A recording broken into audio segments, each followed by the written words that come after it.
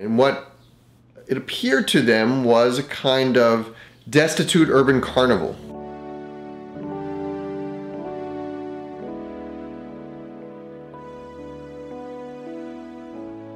My name is John Thornton, and I'm a semi-professional filmmaker who was asked by the Projects Gallery to make a movie about Northern Liberties. Some of my filmmaking techniques may appear unorthodox, and if indeed I were an amateur, it might almost look like a mistake. For instance, there are shots in which it appears that my right index finger is on the bottom of the lens. Now that's a classic amateur mistake, but when you're a pro, you do things like that on purpose.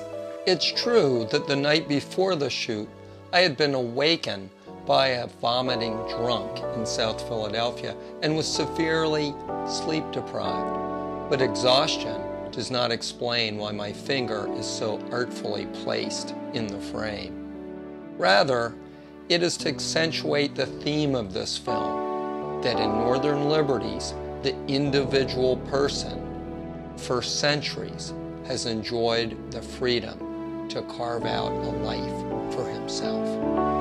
There's something about the Liberties, the name inflected into the people and into the landscape itself, that I think makes a kind of cycle that continues today.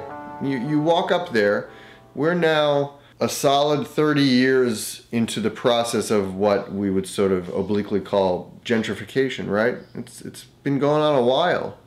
You walk up there now and you can still feel as if you're in a bit of a wilderness, and that there's still something that you can make out of it.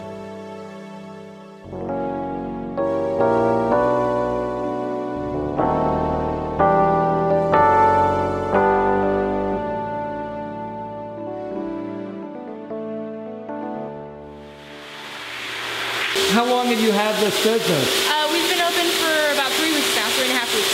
So. How's it going?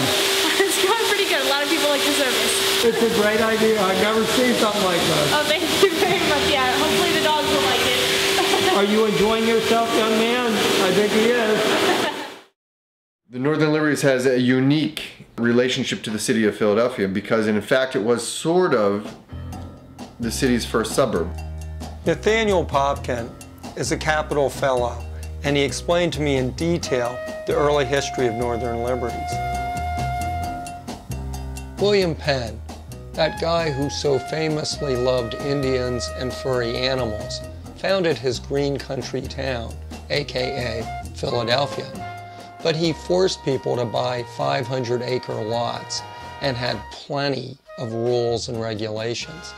Since many folk didn't like this, he also made kind of a suburb north of the city called the Liberties. You could buy land in much smaller plots in this Northern Liberties. Eventually, all kinds of people moved in, like Henry Derringer,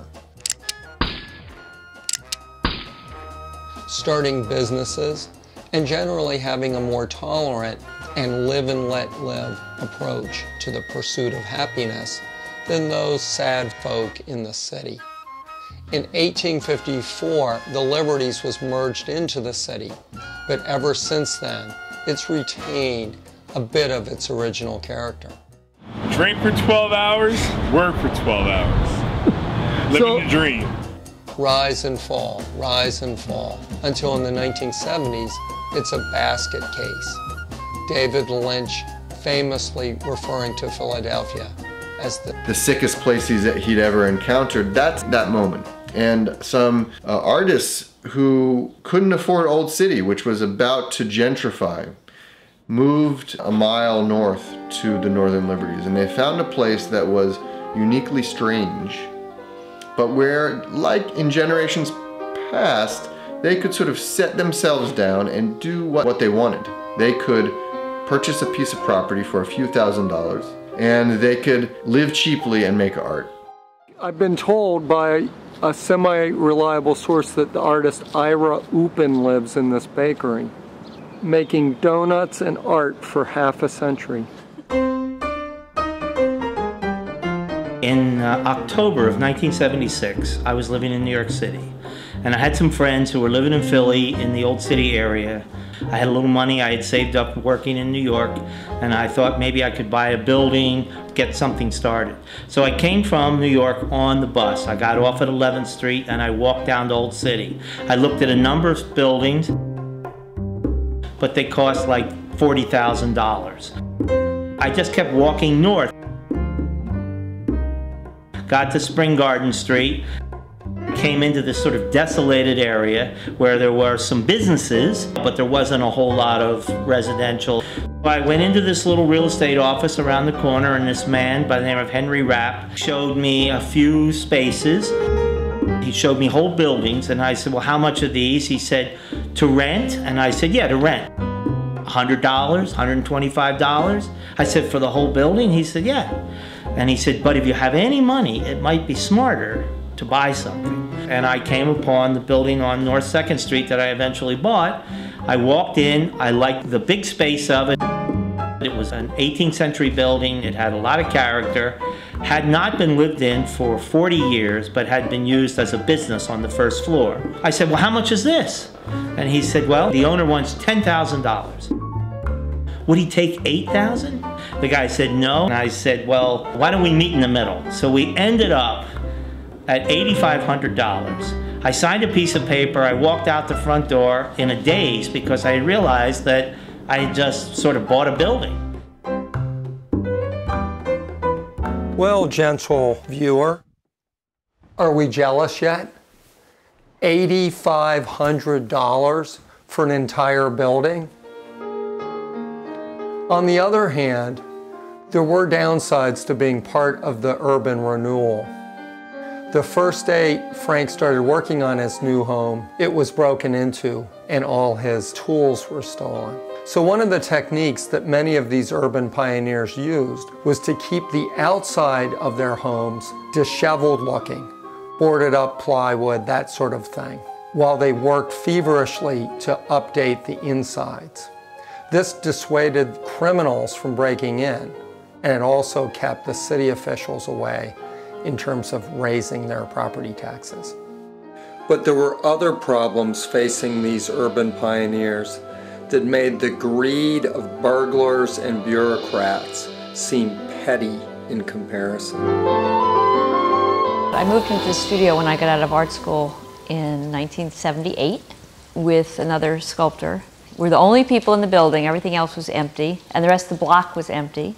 We fixed it up ourselves. There was no heat or plumbing or anything else, and we put everything in. I've had this as my studio since then. And then in 1988, my husband and I bought a house on American Street, just a few blocks away. And we lived there for several years. 1990 was the first fire of the American Street Tannery. That was the first of, we counted 14 suspected arson fires. The entire area was full of very heavy, toxic smoke, and we had to leave. It was a super fun site. We had a very young child, and we didn't want to breathe all the toxic fumes, and we had to leave our house. Hey guys, and you're a professional dog walker from Love City Pets. Is that a growing business? Oh yeah, dog walkers are actually, they're like everywhere right now, but our company's new. We just started in January. I was doing it on the side for a long time, and then me and my husband just decided to open our own business, and it's been going pretty well. Northern Liberties really has a lot of great businesses on it. Fishtown's actually an up-and-coming neighborhood. There's a lot of businesses moving down there. So it's great. Between there and here, you never really need to leave, you know? All right. What are you doing here, man? I'm making a movie. Now, this is a noted sculptor who is now, are you also a professional dog walker? Or is this your own dog? No, I'm an amateur. Oh, okay. I don't get paid for this. No, don't you have some amazing murals someplace? There's some murals in Bar Ferdinand. Bar Ferdinand is really good. My name is Owen Kamihira. I've been a resident of Northern Liberties for 28 years. Raised my two sons here, and The neighborhood has changed a lot in the last 7 years. I've decided to take part in the change. So, When did you open your restaurant? this restaurant 5 years ago, and El Camino was opened a little over 2 years ago. Wow. Things are good. This is it's still a very nice neighborhood to live in. Your house is near here too, or? 2 blocks away on 4th Street. Oh, that's nice. Not too long of a commute, I guess. Not much of a commute, but then again, I can't get away from work either. Now, are you related to the legendary artist Ben Kamihira? Ben Kamihira was my father. Okay, because you look quite a bit like him, and I see you have a lot of his paintings around. Absolutely. Thanks, Owen. Good luck. Take care. What are the sights to see in Northern Liberties? There's the Liberty Lands Park. Okay, I'll go there. It's really a very good site. Hi, my name's Julie. We're in Liberty Lands right now. It's our local park, and the one thing I really like about it is that it's actually owned by the neighborhood. I actually got it from the city. We paid off the taxes and got it, so it's one of the only privately owned parks in the city. Which is why you can look around and see really cool things like giant logs for the kids to climb on, and just kind of different play structures. We have a children's garden, so it's one of the things I like about the neighborhood. How long have you lived in Northern Liberties? 12 years or so. And are you a working staff or a stay-at-home mom, or? I'm an artist, so I work and stay at home at the same time. And then I nanny. Wait, I nanny lots of kids on other days. Are you a nanette, you little girl? This is my nanette. You live around here? Yeah, I do. Do you like living in this neighborhood? Yeah. Okay. It's pretty nice. The whole neighborhood's shifted. It's good and bad. It was changing in really good directions, and then we had the evil Bart Blatstein that came in. And what did the evil Bart Blatstein do? He came up and bought up a lot of the neighborhood and changed the demographic completely. And then we lost a lot of our wonderful old Ukrainian neighbors that could no longer then afford the property value in there. So it got gentrified? Is that a case? Completely gentrified. Really? So now when you look around, we've got a lot of younger white people with SUVs. When the twilight is gone. Speck on the lens. Don't worry, we're going to examine the evil Bart Blatstein in more detail in a few minutes. But first, Julie has a suggestion which may allow us to find out a bit more about this new demographic. Across the street is the dog park. The neighborhood bought that land, and all the developers go crazy because it's a huge plot of land. Is to linger with you.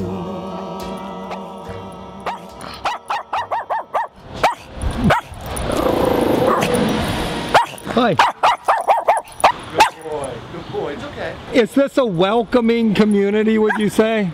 Yeah, absolutely. Is that right? Despite his barking, he's actually a very friendly dog. Aren't you? How long have you been here? About 4 years. What drew you to this neighborhood? Young, vibrant, active community. A lot of people same age, same interests. Are you some kind of computer geek or something like that? No, not at all. I'm in sales. I work from home a lot. It's a good place to go out and grab lunch or coffee somewhere, bring my dogs around the neighborhood, and it's very, very pet-friendly neighborhood. Do you go to bars or? Of course. Sonata and Koozie Doo are probably my 2 favorite restaurants. Standard Tap and North 3rd. 700 Club is always a good time. And is it a pretty well-educated population moving in? Yeah, absolutely. I think it's a lot of the artist type as well as young professionals. So it's kind of like Beverly Hills 90120 or 90210. Whatever. I don't think I would go quite that route, but it's definitely a young and up-and-coming area. Okay, can we get another shout-out from what's your name, young man? Calvin. Calvin? Yeah. Where's Hobbs? Exactly.